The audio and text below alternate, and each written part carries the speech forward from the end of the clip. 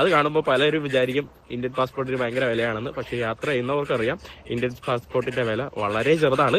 ഞാൻ ബംഗ്ലാദേശും പാകിസ്ഥാനും അല്ലെങ്കിൽ ശ്രീലങ്കയും ചൈനയായിട്ട് അല്ലെങ്കിൽ അഫ്ഗാനിസ്ഥാനൊക്കെ ആയിട്ടല്ല കമ്പയർ ചെയ്യുന്നത്. ലോകത്ത് 195 രാജ്യങ്ങൾ ഉണ്ടെന്ന് ഓർക്കണം. അത് വെച്ച് കമ്പയർ ചെയ്യുമ്പോൾ ഇന്ത്യൻ പാസ്പോർട്ടിന്റെ വില വളരെ ദയനീയമാണ്.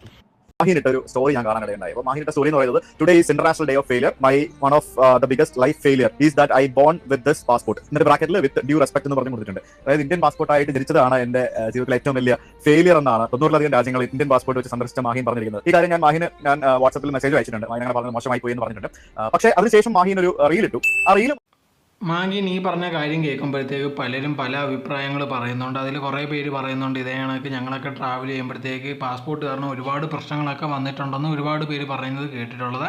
അതൊക്കെ സത്യം തന്നെയാണ്. ചില രാജ്യങ്ങളിൽ പോകുമ്പോൾ അവരുടെ സെക്യൂരിറ്റി കാര്യങ്ങളൊക്കെ നമ്മളെ വെച്ച് നോക്കുമ്പോഴത്തേക്ക് കുറേ ടൈം എടുക്കും. അത് പാസ്പോർട്ടിൻ്റെ കാര്യം എന്തും ആയിക്കോട്ടെ.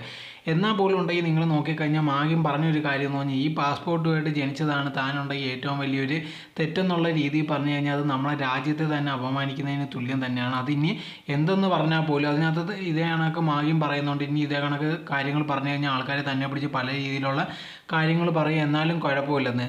ഇപ്പോൾ ഇത്രയും ഈ പാസ്പോർട്ട് വെച്ച് തന്നെയാണ് ഇത്രയും രാജ്യങ്ങളിൽ സഞ്ചരിച്ചത് ഒരു കുഴപ്പമില്ലാതെ വന്നിരിക്കുന്നത്. ഇപ്പോൾ ഏതെങ്കിലും ഒരു രാജ്യത്ത് പോയി പെട്ട് എന്തെങ്കിലും ഒരു പ്രശ്നം വന്നാൽ ഈ രാജ്യത്തുള്ളവർ തന്നെയായിരിക്കും സഹായിക്കുന്നത്. അതിലൊരു മാറ്റവും ഇല്ല.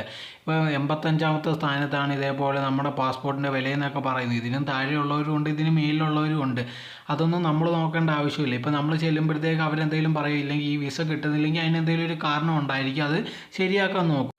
അതല്ലാതെ മൊത്തം പ്രശ്നം എടുത്ത് പാസ്പോർട്ടിൻ്റെ മേലിട്ടിട്ട് പാസ്പോർട്ട് കാരണമാണ് ഇന്ത്യൻ പാസ്പോർട്ട് കാരണമാണ് തനിക്ക് ഇവിടെ പോകാൻ പറ്റാത്തത് അവിടെ പോകാൻ പറ്റാത്തതെന്ന് പറയുന്നതിന് പകരം എന്തുവാണ് അത് പ്രശ്നമെന്ന് മനസ്സിലാക്കി അതിനനുസരിച്ചുണ്ടെങ്കിൽ കാര്യങ്ങൾ ചെയ്ത് കഴിഞ്ഞാൽ തീർച്ചയായിട്ടും എവിടെ വേണമെങ്കിലും പോകും. അതിനൊന്നും ഒരു കുഴപ്പവും ഇല്ല. അത് മനസ്സിലാക്കാതെ ഇതേപോലത്തുള്ള കാര്യങ്ങൾ വന്ന് പറയുന്നത് ഒരിക്കലും കറക്റ്റായിട്ടുള്ളൊരു കാര്യമല്ല. ഇതിനെപ്പറ്റിയുള്ള നിങ്ങളുടെ അഭിപ്രായം എന്തോന്ന് കമൻറ്റ് ബോക്സിൽ കമൻറ്റായി രേഖപ്പെടുത്തുക.